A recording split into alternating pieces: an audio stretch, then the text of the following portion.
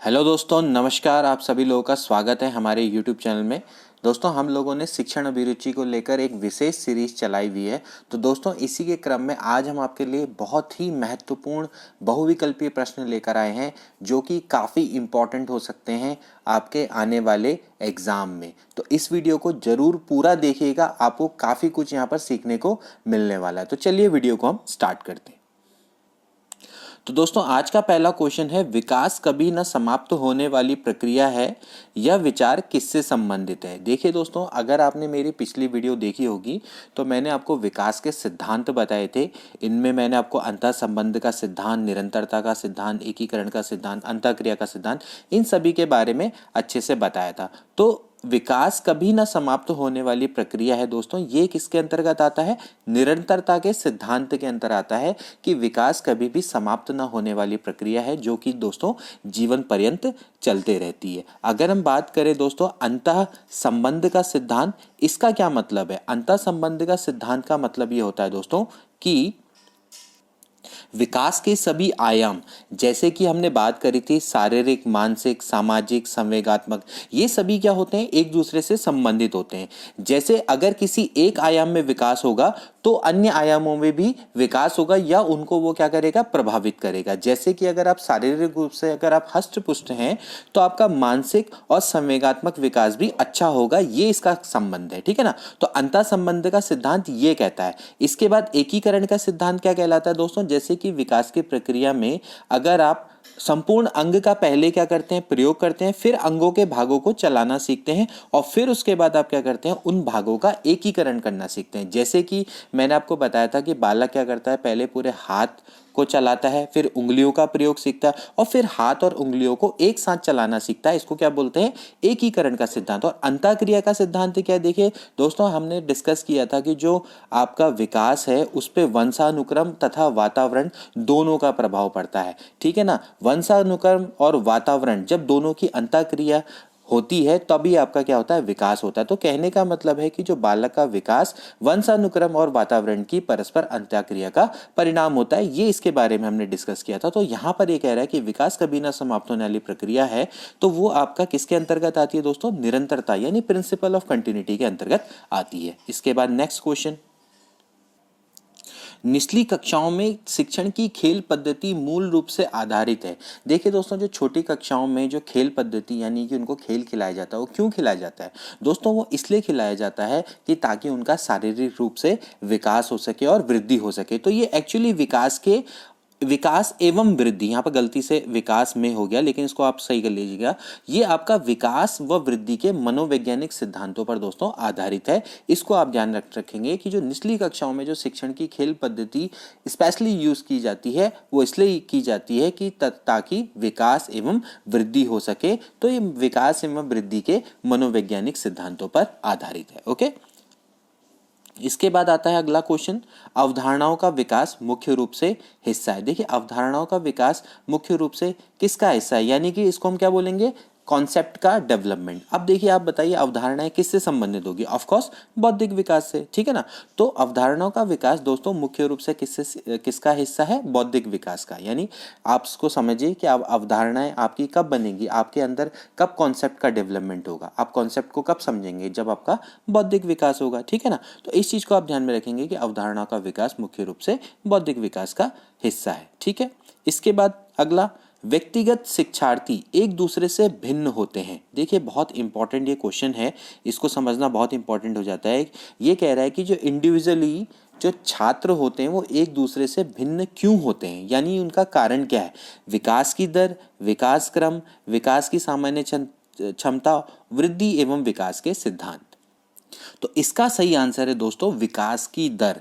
देखिए, rate of development जो individual learner है वो एक दूसरे से उसको अलग अलग करता है। ठीक है ना? आप हमेशा ध्यान में रखेंगे कि विकास की दर सभी में अलग अलग होती है। इसीलिए क्या होता है दोस्तों, इंडिविजुअल लर्नर में क्या आते हैं? डिफरेंसेस आते हैं। ठीक है ना?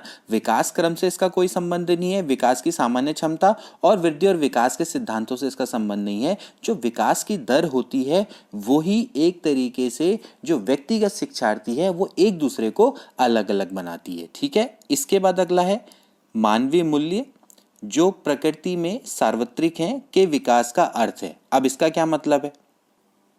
देखिए दोस्तों, इसका सिंपल सा मतलब है कि जो आप में मानवीय मूल्यों का विकास हो रहा है, उसका अगर विकास की अगर अवस्था है, उसको हम क्या बोलेंगे? देखिए, मतारोपण नहीं आता है इसके अंतर्गत। इसका मतलब है इंडोक्ट्रिनेशन, ठीक है ना। अंगीकरण यानी कि एडॉप्शन, ठीक। और अनुकरण मतलब इमिटेशन, ठीक। अभिव्यक्ति का मतलब होता है दोस्तों मैनिफेस्टेशन। तो आपकी जो अभिव्यक्ति है वो दोस्तों मानवीय मूल्यों के विकास के अर्थ को समझाती है, ठीक है ना। यानी कि आप जब मानवीय मूल्यों का विकास होता है तो आपके अंदर अभिव्यक्ति होती है, ठीक है ना, अभिव्यक्ति की क्षमता बढ़ती है। तो ये आता है। मतारोपण आपके मूल्यों को नहीं दर्शाती है। अंगीकरण का मतलब है कि आप एडॉप्ट कर रहे हैं। अनुकरण का मतलब है आप एक तरीके से आप क्या कर रहे हैं, नकल कर रहे हैं, ठीक है ना। तो जो अभिव्यक्ति है दोस्तों, मैनिफेस्टेशन है, वो आपकी मानवीय मूल्यों के विकास के अर्थ को दर्शाती है, ठीक है ना, जो कि प्रकृति में सार्वत्रिक है, यानी कि जो आपके नेचर में यूनिवर्सल है, ठीक है ना। तो इस चीज को आप ध्यान में रखेंगे। ओके, इसके बाद अगला आता है, निम्न में से किस स्तर के बच्चे अपने समकक्षी वर्ग के सक्रिय सदस्य बनते हैं? तो दोस्तों इसका राइट आंसर है किशोरावस्था। जैसा कि हमने आपको लास्ट टाइम बताया था किशोरावस्था के बारे में। अवस्था क्या होती है दोस्तों? 13 वर्ष से प्रारंभ होकर 21 वर्ष तक चलती है। इसको हमने 2 भागों में डिवाइड किया था, पूर्व किशोरावस्था और उत्तर किशोरावस्था में ना। तो काफ़ी इंपॉर्टेंट है। देखिए दोस्तों, इसमें हमने बताया था कि जो इस स्तर के बच्चे क्या होते हैं, एक तरीके से समकक्षी वर्ग में सक्रिय सदस्य बनना चाहते हैं, यानी कि वो ग्रुप में एक तरीके से सक्रिय रहना चाहते हैं, ठीक है ना। तो एक किशोरावस्था के बारे में हमने डिस्कस किया था। आप चाहे तो हमारी पुरानी वीडियो देख लेंगे तो आपको बहुत कुछ समझ में आ जाएगा। ओके, इसके बाद आता है शिक्षक को ज्ञान होना चाहिए, अध्यापन विषय का, बाल मनोविज्ञान का, शिक्षा संहिता का, अध्यापन विषय एवं बाल मनोविज्ञान का। तो एक इसका तो आंसर काफ़ी सिंपल लगता है। एक शिक्षक को अपने अध्यापन विषय और बाल मनोविज्ञान दोनों का ज्ञान होना चाहिए, ठीक है ना। तो अध्यापन विषय ही नहीं, उसको बाल मनोविज्ञान का भी ज्ञान होना चाहिए। शिक्षक एवं शिक्षार्थी के मध्य संबंध होना चाहिए, स्नेह का, विश्वास का, सम्मान का। ऑफ कोर्स ये तीनों के तीनों होने चाहिए, तभी जाके शिक्षक और शिक्षार्थी के मध्य जो संबंध होंगे वो अच्छे रहेंगे। तो उनके बीच में स्नेह, विश्वास और सम्मान तीनों के संबंध होने चाहिए। ओके, इसके बाद अगला है, विकास की प्रत्येक अवस्था विकास के संदर्भ में निम्नलिखित में से कौन सा कथन सत्य नहीं, आपको बताना है। विकास की प्रत्येक अवस्था में अपने खतरे हैं, विकास उकसाने बढ़ावा देने से नहीं होता है, विकास सांस्कृतिक परिवर्तनों से प्रभावित होता है, और विकास की प्रत्येक अवस्था की अपनी विशेषताएं होती हैं। तो इसका राइट आंसर क्या होना चाहिए दोस्तों? अगर हम बात करें विकास की प्रत्येक अवस्था के अपने खतरे हैं, जैसे कि हमने डिस्कस किया था बाल्यावस्था के बारे में, किशोर अवस्था के बारे में, है ना, प्रौढ़ अवस्था, जितने की बारे में बात कर रहे थे, तो प्रत्येक अवस्था के अपने अपने खतरे हैं, ये तो बिल्कुल सही है। इसके बाद है कि विकास सांस्कृतिक परिवर्तनों से प्रभावित होता है, ये भी दोस्तों बिल्कुल सही है। और विकास की प्रत्येक अवस्था की अपनी विशेषता है, बाल्यावस्था की अपनी विशेषता है, शैशवावस्था की अपनी विशेषता है, किशोरावस्था की अपनी। तो विकास उकसाने और बढ़ावा देने से नहीं होता, ये बिल्कुल गलत है। देखिए, स्टिमुलेशन से भी विकास क्या होता है दोस्तों, संबंधित होता है। यानी उकसाना बढ़ाना क्या होता है, स्टिमुलेशन होता है। तो विकास क्या होता है दोस्तों, अगर आप उकसाएंगे बढ़ावा देने से भी होता है, ये तो बहुत इंपॉर्टेंट है। स्टिमुलेशन तो बहुत बड़ा फैक्टर है, जैसे कि आपने पढ़ा होगा शास्त्रीय अनुबंधन का सिद्धांत जो कि पावलोव ने दिया था। तो वो भी तो दोस्तों एक डेवलपमेंट की प्रक्रिया है ना, अनुबंधन। तो वहाँ पर भी आपका क्या है कि वहाँ पर स्टिमुलेशन का प्रयोग किया गया है। तो काफ़ी इंपॉर्टेंट है स्टिमुलस का प्रयोग। तो विकास उकसाने और बढ़ावा देने से नहीं होता है, ये बिल्कुल गलत है, ये दोनों से होता है। तो यानी इसका राइट आंसर बी होना चाहिए, विकास उकसाने बढ़ावा देने से नहीं होता है, ये गलत है। इसके बाद अगला क्वेश्चन है, निम्नलिखित में से किसी विद्यार्थी के आंतरिक मनोभावों के मापन की सर्वोत्तम विधि कौन सी है? देखिए दोस्तों, ये आपका पूर्व परीक्षा में आया हुआ क्वेश्चन भी है। तो अगर आपने दोस्तों किसी विद्यार्थी के इनर फीलिंग को आपने मेजरमेंट करना है, तो दोस्तों उसके लिए सबसे बढ़िया विधि होगी दोस्तों प्रश्नावली। हालांकि आयोग ने इसका आंसर प्रत्यारोपण दिया था, मुझे नहीं पता कि इसका आंसर प्रत्यारोपण क्यों दिया गया है, लेकिन मैं फिर भी आपको बताऊंगा दोस्तों कि जो क्वेश्चनर होता है, यानी कि जब क्वेश्चनर होता है ना, उसमें आपका क्या होता है, कई तरह के जो प्रश्न होते हैं वो लिखे होते हैं। तो विद्यार्थी को क्वेश्चनर पकड़ा दिया जाता है, उसके बाद वो क्या होता है, उसके आंसर देने होते हैं, ठीक है ना। वो उसके आपकी इनर फीलिंग को निकालने के लिए आप उसमें कई तरह के क्वेश्चन रख सकते हैं, जिससे कि उसके आंतरिक हम कह सकते हैं मनोभावों का मापन बहुत इजीली हो सकता है, ठीक है ना। तो जो आंतरिक मनोभाव हैं उनके मापन की जो सर्वोत्तम प्रविधि है दोस्तों, वो प्रश्नावली विधि होनी चाहिए, ठीक है ना। तो इसका राइट आंसर है प्रश्नावली विधि। साक्षात्कार अलग है, वो आपका एक जैसे हम इंटरव्यू लेते हैं उससे आपका आंतरिक मनोभावों का पता नहीं लगता है। समाज मिति विधि वो तो आपका सोशियोमेट्री मेथड है, वो एक अलग है कि समाज के लोगों के संग बालक के व्यवहार को मापा जाता है इससे। प्रत्यारोपण विधि बिल्कुल अलग है, ये तो ट्रांसप्लांटेशन मेथड है। और जबकि प्रश्नावली विधि जिसमें आपके क्वेश्चन लिखे जाते हैं क्रम में और उसका आंसर बच्चे को देने होते हैं, तो उससे क्या होता है कि इनर फीलिंग का बहुत इजीली पता लगाया जा सकता है क्वेश्चनर की मदद से। तो प्रश्नावली विधि आई थिंक इसका बिल्कुल सही आंसर होना चाहिए, ठीक है ना। इसके अलावा अगला, शिक्षण अभियोग्यता से क्या तात्पर्य है। देखिए, शिक्षण अभियोग्यता से क्या तात्पर्य होना चाहिए। शिक्षण कार्य के प्रति समर्पण, शिक्षक बनने की इच्छा रखना, शिक्षा के व्यवसाय की सभी वांछित योग्यताएं रखना, या छात्रों से अच्छा मेलजोल। देखिए दोस्तों, अगर हम शिक्षण अभियोग्यता की बात करें तो यह ऐसी योग्यता है जो शिक्षण प्रशिक्षण कार्यक्रम सीखने के लिए तथा बाद में प्रभावी शिक्षक बनने के लिए बहुत आवश्यक होती है। इसका मतलब ये है कि शिक्षण अभियोग्यता के अंतर्गत अध्यापक के अंदर कौन सी योग्यताएं होनी चाहिए, यह जानने के लिए सर्वप्रथम यह जानना आवश्यक है कि अध्यापक स्कूल में कौन कौन से कार्य करता है, ठीक है ना। तो आपको ये ध्यान में रखना चाहिए कि जो शिक्षण अभियोग्यता है वो एक तरीके से ऐसी योग्यता है जिसके लिए आपको क्या होता है कि शिक्षण प्रशिक्षण के जितने भी आपकी वांछित योग्यताएं हैं उनको रखना ही आपका क्या कहलाता है, शिक्षण अभियोग्यता कहलाता है। तो इसमें सबसे इंपॉर्टेंट जो आपका ऑप्शन दिखाई देता है वो यही है कि जो शिक्षण के व्यवसाय की सभी वांछित योग्यताएं रखना ही शिक्षण अभियोग्यता कहलाता है। इसको हम क्या बोलते हैं, टीचिंग एप्टीट्यूड। तो टीचिंग एप्टीट्यूड का मतलब यही होता है दोस्तों कि शिक्षण के व्यवसाय से संबंधित सभी वांछित योग्यताएं रखना, ठीक है ना। तो वो आपका क्या कहलाता है, शिक्षण अभियोग्यता कहलाता है। इसको आप ध्यान में रखेंगे, ठीक है ना। तो यहाँ पर जो शिक्षण व्यवसाय बहुत इम्पॉर्टेंट है और इससे जितनी भी आपकी वांछित योग्यताएं हैं अगर आप वो रखोगे तभी जाके आप क्या कर सकते हो, प्रभावी शिक्षक बन सकते हो, ठीक है ना। तो इसके लिए सबसे पहले क्या होना चाहिए कि जो अध्यापक है स्कूल में किस तरह के कार्य करता है इनके बारे में भी जानकारी आवश्यक हो जाती है। तो इसी से उसके टीचिंग एप्टीट्यूड का पता लग पाता है, ठीक है ना। तो शिक्षण अभियोग्यता कि अगर आप पे शिक्षण के व्यवसाय से संबंधित सभी वांछित योग्यताएं होंगी तो आपकी वो शिक्षण अभियोग्यता कहलाएगी, ठीक है ना। अगर होंगी तो उन्हीं का पता हम लगाएंगे, ठीक। इसके बाद आता है शिक्षण के अधिकार अधिनियम 2009 में प्रावधान है। देखिए, इसमें हमने पहले से एक वीडियो बनाई है, शिक्षा का अधिकार अधिनियम 2009 काफ़ी इम्पोर्टेंट है, इसके बारे में आप पढ़ सकते हैं, ठीक है ना। 86वां संशोधन, संविधान के 86वें संशोधन 2002 में हुआ था, ठीक है ना। उसके बाद 1 अप्रैल 2010 से पूरे देश में आपका ये लागू हो गया था, इसको आप ध्यान में रखेंगे। और अभी तो इसके कौन सी धारा थी वो भी आ गया था, 12(1)(c), ठीक है ना। इसको भी आप ध्यान में रखेंगे, अभी प्रवक्ता में इससे रिलेटेड क्वेश्चन आया था। तो इसमें क्या क्या प्रावधान है, क्या क्या है। निःशुल्क एवं निवारित शिक्षा का अधिकार, बिल्कुल, बालकों को शारीरिक और मानसिक दंड का इसमें निषेध किया गया है। बाल अधिकारों के संरक्षण की व्यवस्था भी की गई। तो सभी इसके आंसर सही हैं। तो आप शिक्षा का अधिकार अधिनियम 2009 वाली वीडियो देखिए, आपको काफ़ी कुछ उसमें समझ में आ जाएगा, ठीक है। इसके बाद अगला क्वेश्चन आता है, छात्रों को परियोजना कार्य देते समय एक शिक्षक को हमेशा ध्यान में रखना चाहिए कि इसका प्रायोजन शैक्षिक हो, संबंध वास्तविक जीवन की परिस्थितियों से हो, सीखना क्रिया द्वारा हो, उपरोक्त सभी। तो आप ही बताइए कि अगर आप छात्रों को अगर आप प्रोजेक्ट वर्क देखेंगे तो कैसा देंगे भैया। सीधी बात है, वो एजुकेशनल पर्पज से हो रिलेटेड, यानी कि उसका प्रयोजन शैक्षिक हो, ठीक है ना। उसका रिलेशन आपके रियल लाइफ सिचुएशन से होना चाहिए, वो भी सही है, ठीक है ना।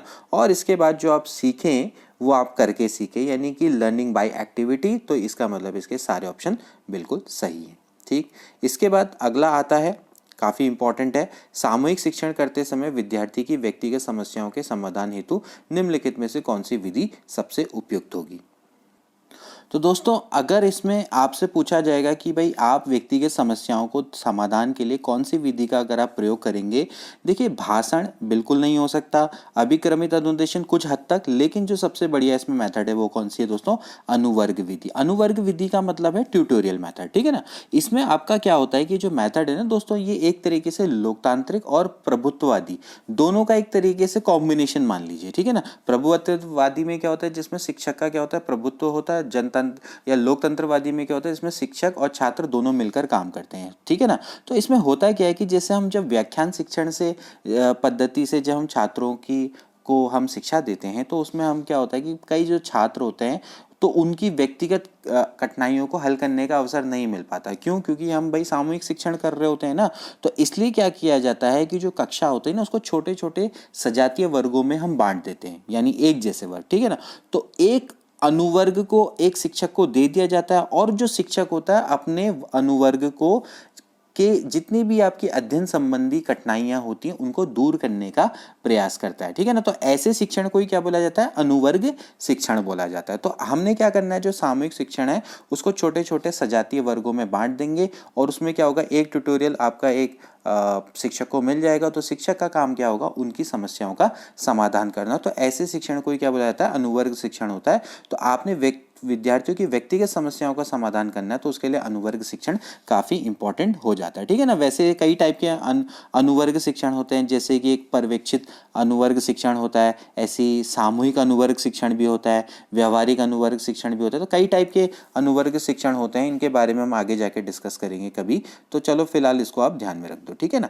इसके बाद संप्रेषण प्रक्रिया में शिक्षा का व्यवहार शाब्दिक से अशाब्दिक तक हो सकता है, सही है, गलत है, आंशिक रूप से सही है, उपयुक्त कोई नहीं। अब आपको संप्रेषण के बारे में मैंने बहुत अच्छे से बताया है। संप्रेषण का मतलब क्या है भाई, विचारों का आदान प्रदान, ठीक है ना।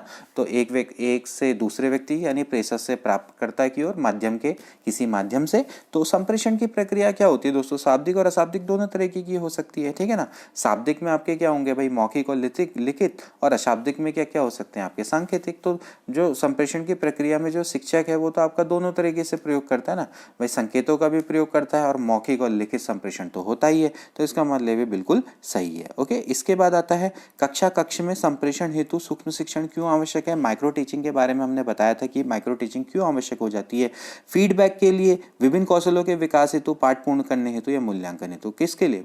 डेफिनेटली आपका विभिन्न कौशलों के विकास हेतु। जब आप 36 मिनट का जो माइक्रो टीचिंग करते हैं वो क्यों करते हैं, ताकि आपकी टीचिंग स्किल्स का विकास हो, आपके शिक्षण कौशलों का विकास होगा, तभी जाके आप एक प्रॉपर कक्षा में जाएंगे और उसको पढ़ा पाएंगे। तो एक तरीके से जो माइक्रो टीचिंग है वो क्या है, कक्षा में जाने से पहले आपका एक तरीके का क्या प्रिपरेशन है, ठीक है ना, यानी कि आप अपने शिक्षण कौशलों का विकास कर रहे हैं, ठीक। इसके बाद अगला, अध्यापक होने के नाते यदि आप किसी विद्यार्थी की बुरी आदत को सुधारना चाहते हैं, तो क्रियात्मक योजना बनाते समय आप अधिगम के किस सिद्धांत को ध्यान में रखेंगे। तो दोस्तों अगर हम इसके सही आंसर की बात करेंगे तो वो आता है शास्त्रीय अनुबंधन का सिद्धांत। ये काफ़ी इंपॉर्टेंट दोस्तों ये थ्योरी है। शास्त्रीय अनुबंधन का सिद्धांत दोस्तों किसके द्वारा दिया गया था, आईपी पावलोव, ठीक है ना, आपने नाम सुना होगा पावलोव। तो पावलोव की जो थ्योरी है, थ्योरी ऑफ कंडीशनिंग, काफ़ी इंपॉर्टेंट है दोस्तों। ये जो शास्त्रीय अनुबंधन का सिद्धांत है दोस्तों, ये पावलोव द्वारा 1904 में दिया गया था, काफ़ी इंपॉर्टेंट है। इनको इसके लिए इसके लिए तो नहीं दोस्तों, इसके बाद इनको क्या कहते हैं, शोध के लिए इन्होंने, क्योंकि शरीर विज्ञान से रिलेटेड थे, तो एक तरीके से इनको बाद में नोबेल पुरस्कार भी मिला इनको। तो पाचन की क्रिया से रिलेटेड कुछ शोध था इनका, मुझे एग्जैक्टली पता नहीं है, लेकिन इनको उसमें क्या कहते हैं, नोबेल पुरस्कार मिला था, ठीक है ना। तो जो इसमें जो शास्त्रीय अनुबंधन का सिद्धांत है, इसमें 4 चीज़ें होती है, जैसे कि इसमें एक आता है अनुबंधन यानी कि कंडीशनिंग। तो जैसे क्या होता है कि जैसे अगर आप किसी व्यवहार को सीख लेते हैं तो उसको ही क्या बोला जाता है, अनुबंधन कहा जाता है, ठीक है ना। तो इसमें होता क्या है कि जैसे आपका उद्दीपक होता है यानी कि स्टिमुलस है, और इसके बाद आपका जो रिस्पॉन्स है यानी अनुक्रिया है, उसके बीच में आपका क्या होता है, सहचर्य स्थापित हो जाता है, ठीक है ना। सहचर्य का मतलब क्या होता है, साथ साथ, साथ साथ, समझ में आ रहा है ना। जैसे सहचर्य का मतलब क्या होता है दोस्तों, साथ साथ, ठीक है ना। यानी एक के होने पर दूसरा भी क्या होता है, निश्चित, यानी एक के होने पर दूसरे की भी निश्चितता का जिसमें पता लग जाता है। जैसे आपने सुना होगा ना कि जहाँ जहाँ धुआं होता है वहाँ आग होती है, ठीक है ना। तो वहाँ पर जैसे सहचर्य का मतलब वही है कि अनुबंधन और उद्दीपक और अनुक्रिया। तो अगर उद्दीपक होगा तो वहाँ पर क्या होगी, अनुक्रिया भी होगी, ठीक है ना। तो इस तरीके से जो मनोविज्ञान की जैसे भाषा है वहाँ पर उद्दीपक और अनुक्रिया के मध्य में क्या होता है, सहचर्य स्थापित होता है, ठीक है ना। तो अगर कोई उद्दीपक होगा तो वहां पर अनुक्रिया भी होगी, ठीक, यानी कि जहां पर स्टिमुलेशन होगा तो वहां पर रिस्पॉन्स भी मिलेगा, ये इनका वो है, ठीक है ना। उद्दीपक का क्या मतलब है कि एक तरीके से हम इसको कह सकते हैं परिस्थिति भी बोल सकते हैं या उत्तेजना है जो प्राणी से अनुक्रिया करवाती है, ठीक है ना। तो ये दो टाइप का होता है, जैसे नेचुरल स्टिमुलेशन और एक तरीके से आर्टिफिशियल स्टिमुलेशन होता है, ठीक है ना। तो ये काफ़ी चीज़ें हैं इसमें जो कि हमने पढ़नी है, कोई बात नहीं, हम आगे इसके बारे में बताएंगे। तो इसके बाद फिर इसमें ऐसी अनुक्रिया भी आती है, ठीक है ना। तो भाई उद्दीपन को देख के जो प्राणी में जो व्यवहार में जो परिवर्तन आता है या उत्पन्न जो भी व्यवहार होता है, ठीक है ना, उसको हम क्या बोलते हैं, अनुक्रिया बोलते हैं। तो वो भी दो तरीके की होती है, एक नेचुरल होती है, ठीक है, और एक आपकी अनुरक्षित होती है, ठीक है ना, अनुरक्षित अनुक्रिया होती है। तो उसके बारे में भी हम आगे जाके डिस्कस करेंगे। तो यहाँ पर अगर आप किसी विद्यार्थी की बुरी आदत को सुधारना चाहते हैं तो उसके लिए आप शास्त्रीय अनुबंधन सिद्धांत का प्रयोग करेंगे। इसको बोलते हैं classical conditioning theory of Pavlov. तो काफ़ी इंपॉर्टेंट थ्योरी है, इसके बारे में हम डिस्कस करेंगे आगे जाके। ये सारे के सारे पूर्व एग्जाम में आए हुए क्वेश्चन हैं एलटी के, तो हम उनको बारे में डिस्कस कर रहे हैं ताकि आपको थोड़ा बहुत एग्जाम में जाने से पहले थोड़ा सा आपको आइडिया मिल जाए कि किस तरह के क्वेश्चन एग्जाम में आते हैं, ठीक है। इसके बाद अगला, व्यक्तित्व किसी व्यक्ति के व्यवहार का कौन सा पक्ष है। देखिए काफ़ी इंपॉर्टेंट है ये भी। देखिए दोस्तों, अगर हम बात करें व्यक्तित्व की, तो व्यक्तित्व यानी पर्सनैलिटी, जो कि लैटिन शब्द किससे बना है, पर्सोना। पर्सोना का मतलब क्या होता है, नकाब, ठीक है ना। तो अब जब बात करें अगर इसके शाब्दिक अर्थ की दोस्तों, अगर आप खाली बात करेंगे तो उसमें क्या होता है कि जो आपका बाहरी व्यक्तित्व, जो आपका बाहरी वेशभूषा होती है उसी को हम क्या बोलते हैं, व्यक्तित्व बोलते हैं। जैसे कि अगर आपका बाहरी दिखावा काफ़ी भड़कीला होगा तो हम बोलते हैं कि उसका व्यक्तित्व उतना ही अच्छा है ना। लेकिन क्या होता है कि जो ये डेफिनेशंस है ना दोस्तों, ये काफ़ी पुरानी है और इनको अवैज्ञानिक घोषित कर दिया गया है, ठीक है ना।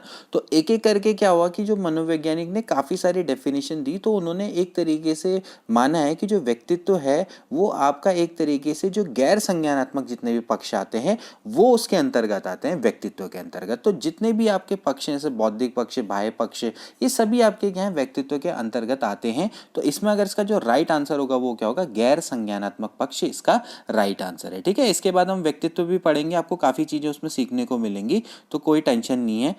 फिलहाल अभी हम सिर्फ समझ रहे हैं कि क्वेश्चन में, एग्जाम में किस तरह के क्वेश्चन आपके आएंगे, ठीक, आप उसको समझने का प्रयास करेंगे, ठीक है। इसके बाद विद्यार्थी को कठिन शब्दों के अर्थ समझने की व्यवहारिक विधि है कि दोस्तों, ये बहुत सिंपल सा क्वेश्चन है, ये भी आपका एक टीचिंग एप्टीट्यूड का क्वेश्चन है जो कि पिछले बार एलटी परीक्षा में आया था कि विद्यार्थियों को अगर कठिन शब्दों को अर्थ समझने में अगर उनको पर कठिनाई आ रही है तो आप क्या करेंगे, ऑफकोर्स उनका क्या करेंगे, शब्दों का वाक्यों में प्रयोग करेंगे ना। तो जितना आप उन शब्दों का वाक्यों में प्रयोग करके पढ़ाएंगे तो आपको उतना समझ में आ जाएगा। जैसे हम ही ये करते नहीं, जैसे सपोज करो हमें किसी का, आपने ज़्यादातर देखा होगा कि आपके संग भी ये होता होगा कि जैसे सपोज करो आपको कोई इंग्लिश का पर्टिकुलर अगर आपको वर्ड दे दिया जाए तो आपको समझ में नहीं आएगा, लेकिन अगर उसका कोई वाक्य दे दिया जाए, आपको अगर उसका वाक्य दे दिया जाए तो आपको बहुत ईजिली उसका अर्थ समझ में आ जाता है, क्योंकि वो किस एस्पेक्ट में यूज़ किया जाता है वो आपको बहुत ईजिली समझ में आएगा।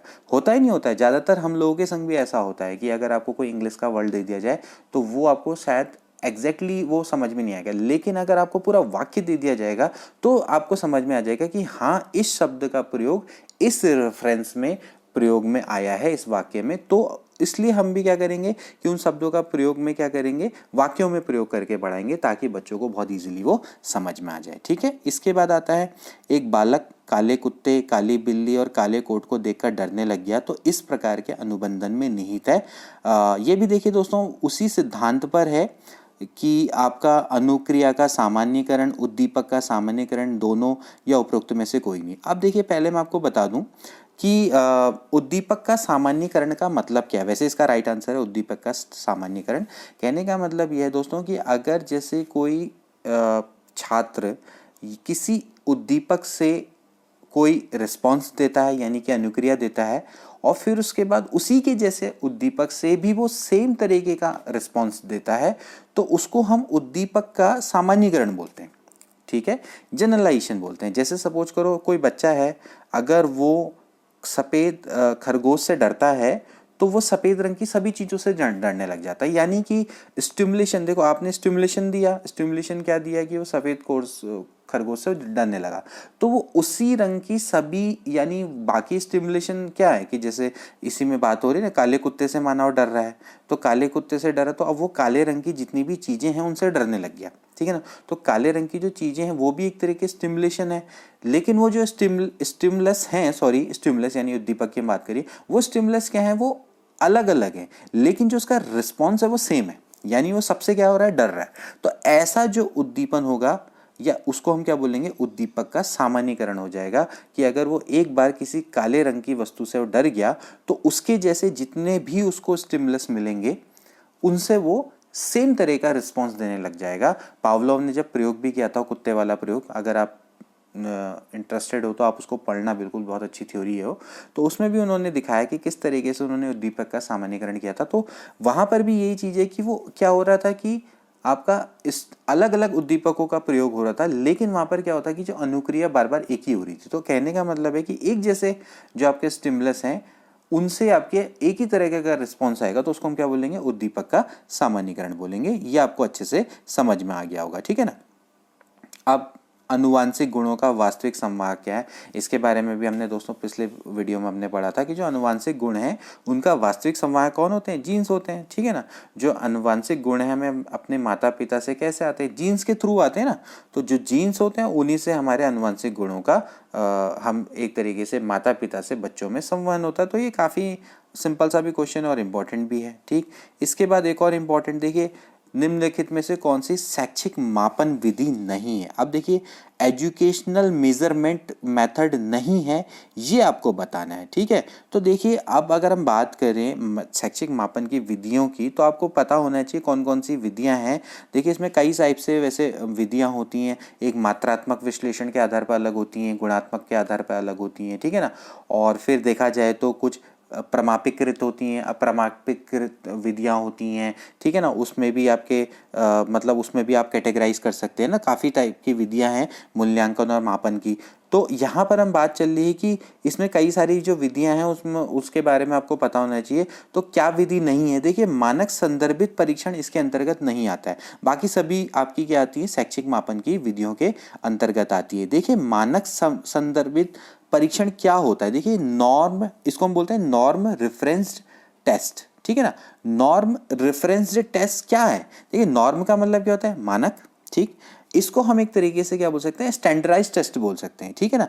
तो ये इस तरीके से डिजाइन किए गए होते हैं कि जिससे कि हमें कंपेयर कर सके एक बच्चे की रैंक को, जो भी, या हम कह सकते हैं जिस जो टेस्ट देने वाला है उसकी रैंक को दूसरे से। अब दूसरा कौन होगा, दूसरा वो व्यक्ति होगा जो ऑलरेडी वो टेस्ट को दे चुका होगा, ठीक है ना। अब वो क्या होगा कि उससे हमें पता चलता है कि कोई बच्चा क्या है, एवरेज है, या हम एक तरीके से कह सकते हैं या बिलो एवरेज है, अबव एवरेज है, ठीक है ना। तो वो आपका क्या होता है कि जो एक तरीके से क्या होता है ना, एक स्टैंडर्ड होता है कि भैया हाँ एक बच्चा क्या है इस टेस्ट को देगा तो इतने अंक ही प्राप्त करेगा, और अगर ये बच्चा अगर इतने अंक प्राप्त नहीं कर रहा है तो वो उससे बिलो है, अगर उससे ज़्यादा प्राप्त कर रहा है तो वो उससे अबव है, या उसके बराबर प्राप्त कर रहा है तो एवरेज स्टूडेंट है। तो इस तरीके का जो टेस्ट होता है उसको हम क्या बोलते हैं, मानक संदर्भित परीक्षण बोलते हैं। लेकिन आज के संदर्भ में ये क्या है, पुराने परीक्षण है, इनका उपयोग नहीं किया जाता है शैक्षिक मापन में, क्योंकि आप ऐसे कैसे कह सकते हो कि इस टेस्ट को देख के कि ये बच्चा इसमें क्या करेगा, ऑलरेडी इतना स्कोर करेगा ना। तो ये एक तरीके से क्या है, हम कह सकते हैं कि शैक्षिक मापन की विधि नहीं है, यानी कि यूज नहीं की जाती है, ठीक है ना। तो आप समझ गए ना कि क्या है। तो इसमें आप क्या कर रहे हैं कि आपने क्या करना है, कंपेयर करना है स्कोर को। जैसे कोई बच्चा है उसने टेस्ट दिया, ठीक है ना, तो उसमें आपका क्या होगा, जितने उसके मार्क्स आएंगे उसको कंपेयर किया जाएगा किसी और के मार्क्स से जो कि ऑलरेडी उस टेस्ट को दे चुका होगा, और वो का क्या होगा, एक नॉर्म होगा, यानी कि एक आपका एक तरीके से मानक होगा। तो उस मानक पे उसका परीक्षण किया जाएगा। तो उस तरीके से ये विधि आपकी क्या उचित प्रतीत नहीं होती है शैक्षिक मापन के उसमें। तो ये इसका आपका क्या शैक्षिक मापन की विधि को इसमें नहीं मापा जाता, ठीक है ना। तो ये आपका ये आपका उस मानक संदर्भित परीक्षण इसके अंतर्गत नहीं आता है, ठीक है ना। अब वंशानुक्रम को समझने के लिए आवश्यक रूप से आपको समझना होगा। देखिए वंशानुक्रम को समझने के लिए आपको क्या क्या समझना होगा। देखिए सबसे पहले इसमें कई तरह के नियम आते हैं। देखिए इसमें अगर हम बात करें दोस्तों, अगर हम बात करें तो पहला आता है समानता का नियम। समानता का नियम ये कहता है दोस्तों कि वंशानुक्रम की अगर हम बात करें, देखिए हम वंशानुक्रम के नियम को समझने की बात करें, समानता का नियम ये कहता है कि जैसे माँ बाप होंगे वैसे ही बच्चे होंगे, ठीक है ना। तो वो आपका क्या होता है, समानता का नियम होता है। भिन्नता का नियम ये कहता है कि भाई अगर जैसे माँ बाप हैं तो कहीं ना कहीं उनके बच्चे जो होते हैं वो क्या होते हैं, भिन्न भी हो सकते हैं। जैसे कि जैसे आपने देखा होगा भाई दो जुड़वा बच्चे होते हैं माँ बाप के, तो उनमें क्या होती है, भिन्नता पाई जाती है। तो माँ बाप से जो बच्चे अगर आपके पैदा हो रहे हैं तो भी उनमें क्या हो सकती है, भिन्नता पाई जा सकती है। सेम आपके माता पिता हैं लेकिन उनके जो दो बच्चे हैं उनमें आपस में भिन्नता पाई जाती है, तो भिन्नता का नियम कहता है। प्रतिगमन का नियम क्या कहता है, वो बिल्कुल थोड़ा सा उल्टी थ्योरी। उसकी उल्टी थ्योरी ये कहती है कि जैसे माँ बाप होते हैं उनके बिल्कुल विपरीत गुण वाले बच्चे पैदा होते हैं। जैसे कि देखा होगा कि जैसे बच्चे, जैसे माँ बाप अगर बहुत ही प्रतिभाशाली हैं तो उनके जो बच्चे होते हैं मंद बुद्धि के होते हैं, ठीक है ना। या अगर माँ बाप मंद बुद्धि के हैं तो बच्चे बहुत ही प्रतिभाशाली निकलेंगे। जैसे कभी कभार आपने देखा होगा कि माँ बाप, वैसे ये भी काफ़ी एग्जाम्पल देखे गए, जैसे कि आपने देखा होगा जब बड़े बड़े क्रिकेटर्स होते हैं इनके बच्चे क्रिकेट में उतना अच्छा परफॉर्म नहीं कर पाते। बड़े बड़े एक्टर्स होते हैं इनके बच्चे उतने अच्छे एक्टर नहीं रह पाते। तो ये सारे कई सारे सिद्धांत हैं। इसके अलावा इसमें बीज कोष की निरंतरता का सिद्धांत है, ठीक है ना। और क्या कहते हैं, अर्जित गुणों के संक्रमण का सिद्धांत है। तो काफ़ी सारे सिद्धांत हैं। जब आप उन सारे सिद्धांतों को पढ़ लेंगे तो आपको वंशानुक्रम अपने आप ही समझ में आ जाएगा। तो ये इनके मतलब आपको सभी को पढ़ना पड़ेगा, ठीक है। इसके बाद ज्ञात से अज्ञात की ओर क्या है, ये क्या है, टीचिंग मैक्सिम है, यानी कि शिक्षण सूत्र है। शिक्षण सूत्र के बारे में हमने वीडियो बनाई थी, उसमें काफ़ी चीज़ें बताई थी, आप उसको देखिएगा, आपको काफ़ी कुछ समझ में ओके। इसके बाद आता है शिक्षण व्यू रचना है, यानी कि आप एक व्यू रचना, मतलब आप क्या कर रहे हैं, प्लानिंग कर रहे हैं, ठीक है ना। तो आप वो प्लानिंग क्यों कर रहे हैं, ठीक। शिक्षण व्यू रचना यानी कि आप एक तरीके से शिक्षण का व्यू रच रहे हैं। तो आप क्यों रचेंगे, बताइए क्यों रचेंगे। उद्देश्यों को प्राप्त करने की योजना है, शिक्षण की विधि है, कक्षा में अतिरिक्त क्रिया है, या कोई नहीं। तो आपकी क्या होगी दोस्तों, ये उद्देश्यों को प्राप्त करने की योजना होगी, ठीक है। अगर आप टीचिंग स्ट्रैटेजी अगर आप बना रहे हैं तो स्ट्रैटेजी क्यों बनाएंगे, ऑफ कोर्स जो आपके जितने भी आपके एक तरीके से जो उद्देश्य हैं, ठीक है ना, जो आपके ऑब्जेक्टिव्स हैं, किसके, शिक्षण के, उनको प्राप्त करने के लिए आप जो प्लानिंग करेंगे वही आपकी क्या कहलाएगी, टीचिंग स्ट्रैटेजी कहलाएगी, यानी कि शिक्षण व्यू रचना कहलाएगी। शिक्षण की कोई विधि नहीं है, ना ही ये कोई आपकी कक्षा में कोई एक्स्ट्रा एक्टिविटी है, ठीक है ना। It's simply a teaching strategy, यानी कि आप एक तरीके से it is a plan to achieve objectives. तो आपको जो भी आपके ऑब्जेक्टिव्स रहेंगे आप उनको पूरा करने के लिए आप एक टीचिंग स्ट्रैटेजी बनाएंगे, तो उसको बोलेंगे शिक्षण व्यू रचना। इसके बाद आता है अगला बहुत इंपॉर्टेंट क्वेश्चन है, ये आता है आयताकार शारीरिक रचना वाले व्यक्ति में पाए जाने वाले व्यक्तित्व गुण होते हैं। देखिए दोस्तों, सेल्डन थे एक, इन्होंने स्त्रियों और पुरुषों की शारीरिक बनावट के आधार पर व्यक्तित्व को वर्गीकृत करने का प्रयास किया था, ठीक है ना। इन्होंने 1925 के आसपास ये वर्गीकरण दिया था। तो आप समझ लीजिए इन्होंने वर्गीकरण 3 टाइप का दिया था। एक दिया था इन्होंने एंडोमॉर्फिक, ठीक है ना, एंडोमॉर्फिक को बोलते हैं गोलाकार, क्या बोलते हैं, गोलाकार, ठीक है, आप समझ लीजिए इसको। इसके बाद एक होता है मेसोमॉर्फिक, यानी कि आयताकार, ठीक है। और इसके अलावा इन्होंने दिया था एक्टोमॉर्फिक, एक्टोमॉर्फिक होता है लंबाकार, ठीक है। यहां पर से आपको एक टॉपिक भी अच्छे से समझ में आ जाएगा। तो जो सेल्डन थे, सेल्डन ने स्त्री पुरुषों की शारीरिक बनावट के आधार पर व्यक्तित्व को, या फिर हम कह सकते हैं व्यक्तियों को वर्गीकृत करने का प्रयास किया था, ठीक है ना। तो गोलाकार, आयताकार और लंबाकार। तो इसमें जो आयताकार व्यक्ति होते हैं ना, वो ज्यादातर क्या होते हैं, साहसी, निडर, फुर्तीले, जोशीले हम कह सकते हैं, और क्रोधी, इस टाइप के होते हैं, ठीक है ना। तो अब अगर हम बात करें कि आयताकार शरीर रचना वाले जो व्यक्ति हैं वो क्या होते हैं, जोशीले और क्रोधी होते हैं। अब जैसे गोलाकार होते हैं, गोलाकार आपके क्या होते हैं, ये जनरली आपके क्या होते हैं, आराम तलब हम कह सकते हैं, या सामाजिक और स्नेहशील टाइप के होते हैं। और अगर हम लंबाकार की बात करें तो ये क्या होते हैं, निराशावादी, असामाजिक और एकांत प्रिय टाइप के होते हैं, ठीक है ना। तो आप इसको समझ लीजिए, शांति प्रिय, एकांत प्रिय कौन से होंगे, ठीक है ना। शांति प्रिय एकांतर विधि वाले कौन से होंगे, लंबाकार होंगे।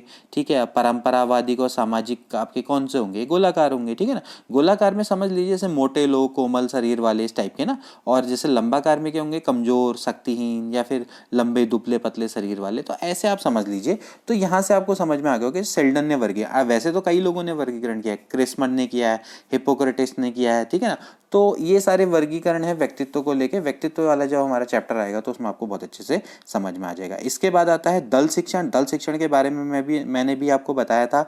दल शिक्षण में जो दल क्या होता है, ये आपका क्या होता है, अध्यापकों का समूह होता है जो शिक्षण योजना को तैयार और उसका क्रियान्वयन करता है। इसमें 2 या 2 से ज़्यादा जो शिक्षक होते हैं वो आपके क्या करते हैं, टीचिंग को पढ़ाते हैं और छात्रों की कठिनाइयों को दूर करने का प्रयास करते हैं। तो ये बहुत इंपॉर्टेंट है कि दल शिक्षण में दल किसका होता है, अध्यापकों का होता है। ठीक है ना, अध्यापक क्या होते हैं, एक तरीके से संयुक्त रूप से शिक्षण का कार्य सुचारू रूप से चलाते हैं। ठीक है, तो काफ़ी इंपॉर्टेंट है ये भी।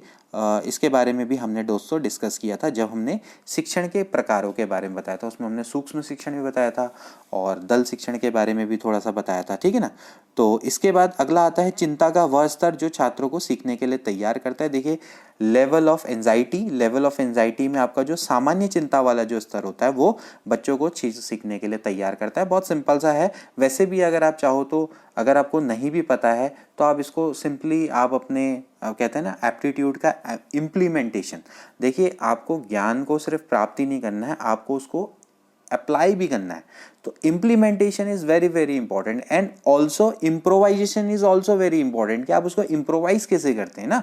जैसे अगर हम साइंस के स्टूडेंट हैं या अगर हम आर्ट्स के स्टूडेंट हैं तो हमें सिर्फ अपने जो भी आपका सब्जेक्ट है उसकी नॉलेज ही नहीं, उसकी नॉलेज को हमें इम्प्लीमेंटेशन करना भी आना चाहिए, इम्प्रोवाइजेशन करना भी आना चाहिए।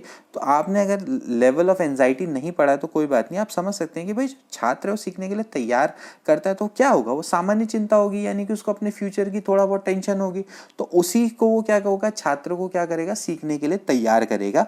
ये काफ़ी इंपॉर्टेंट है। ठीक है, इसके बाद काफ़ी बहुत बढ़िया आपका ये कथन है, यह सामाजिक वातावरण में आयोजित किए जाने वाला एक निष्ठपूर्ण क्रियाकलाप है। यह कथन शिक्षण की किस विधि की ओर संकेत करता है दोस्तों, William Kilpatrick, WH Kilpatrick, William Henry Kilpatrick द्वारा ये कथन दिया गया था। किसके संबंध में, प्रोजेक्ट है। ठीक है ना, जॉन डीवी के शिष्य थे। व्यवहारवाद सिद्धांत पर यह आपका आधारित है। तो परियोजना विधि के बारे में भी हमने बहुत अच्छे से वीडियो बनाई थी जिसको कि हम क्या बोलते थे, शिक्षण विधियां एवं प्राविधियां, उसको भी जरूर देख लीजिएगा। देखिए, हम अगर देखा जाए तो हमने शिक्षण विधियां प्राविधियां पहले से ही पढ़ा चुके हैं हम, और इसके अलावा जो टीचिंग एड्स हैं उनके बारे में भी हम बता चुके हैं। आप चाहें तो प्रवक्ता वाली जितनी भी स्क्रीनिंग वाली वीडियोज़ हैं वहाँ पर आपको वो आसानी से मिल जाएंगी। ठीक है, और वैसे भी मैंने उनको जो LT शिक्षण अभिरुचि की जो मैंने प्ले लिस्ट बनाई है मैंने वहाँ पर ऑलरेडी उनको डाल दिया है। ठीक है ना, तो उनको बार बार पढ़ाने की आवश्यकता नहीं है, वहाँ पर जाके आप उसको देख सकते हैं। शिक्षण विधियाँ एवं प्राविधियाँ और इसके अलावा जो टीचिंग एड्स है, शिक्षण सहायक सामग्री, उनके मैंने ऑलरेडी वीडियो बना चुका हूँ मैं, तो उन पर ज़्यादा वीडियोज़ बनाने की आवश्यकता नहीं है। तो परियोजना विधि बहुत इंपॉर्टेंट विधि है। ठीक है ना, WH किलपैट्रिक। ठीक है, और इसके अलावा कौन थे इसमें, एक और J.A. स्टीवेंसन, वो भी काफ़ी इंपॉर्टेंट है। उन्होंने एक तरीके से जो WH किलपैट्रिक है इनके शोध पत्रिकाओं को पकड़ा था और उसके बाद इसमें इन्होंने कार्य करके काफ़ी इस परियोजना विधि को पूरा करने का प्रयास किया था। तो बहुत इंपॉर्टेंट है, बहुत सारी चीज़ें मैंने उसमें समझाई हैं, तो आप उसको पढ़ सकते हैं, उससे आपको काफ़ी हेल्प मिलेगी आपके LT एग्ज़ाम में। ठीक है ना, तो दोस्तों आज के लिए इतना ही। मैंने सारे जितने भी इम्पोर्टेंट क्वेश्चन हैं वो इसमें कराने का प्रयास किया है और आई होप कि आपको क्वेश्चन बहुत अच्छे से समझ में आए होंगे। इन क्वेश्चनों को डिस्कस करने का मोटिव बस हमेशा यही रहता है कि आपको एक क्वेश्चन से कई सारे क्वेश्चंस आपको सीखने को मिल जाए। एक क्वेश्चन से आपको बहुत सारी चीज़ें आपको सीखने को मिलेंगी, तो इनसे कहीं ना कहीं ये नहीं आएंगे तो इनसे रिलेटेड कई सारे क्वेश्चन आने की दोस्तों संभावना रहेंगी। और आपको इससे ये भी पता लग चलता है कि किस तरह के क्वेश्चन एग्जाम में आते हैं और जब हम उनको अटेम्प्ट करेंगे तो हमारा माइंडसेट क्या होना चाहिए। तो मिलते हैं अगली वीडियो में। Till then take care and good bye.